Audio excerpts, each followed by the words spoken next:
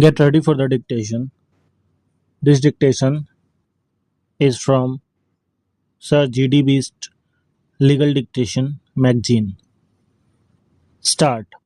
However, the considerations pertaining to the welfare of the child may indicate lawful custody with another friend or relative as serving his her interest better. The question of guardianship can be independent of and distinct from that of custody.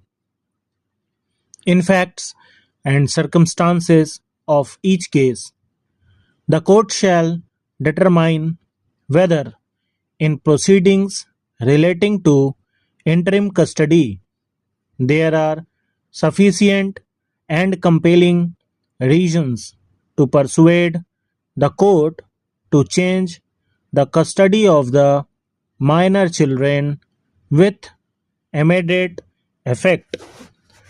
Stability and consistency in the affairs and routines of children is also an important consideration.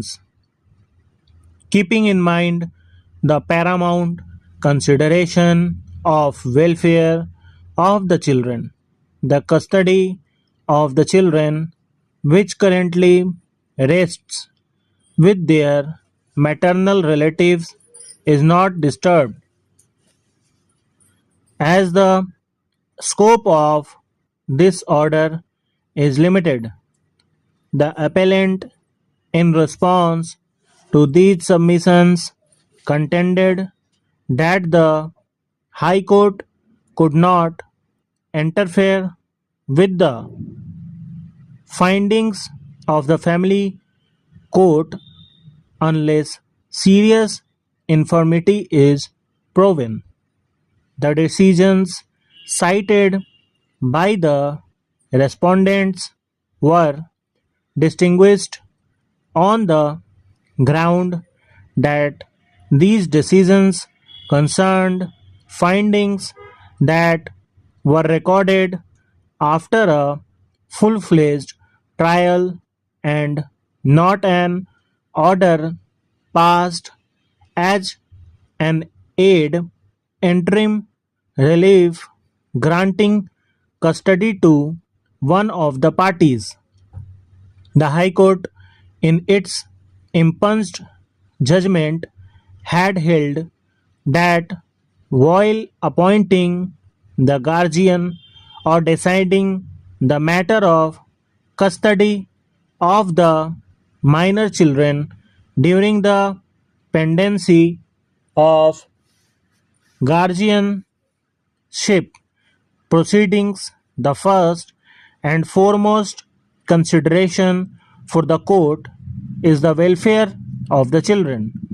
The factors that must be kept in mind while determining the question of guardianship will apply with equal force to the question of interim custody.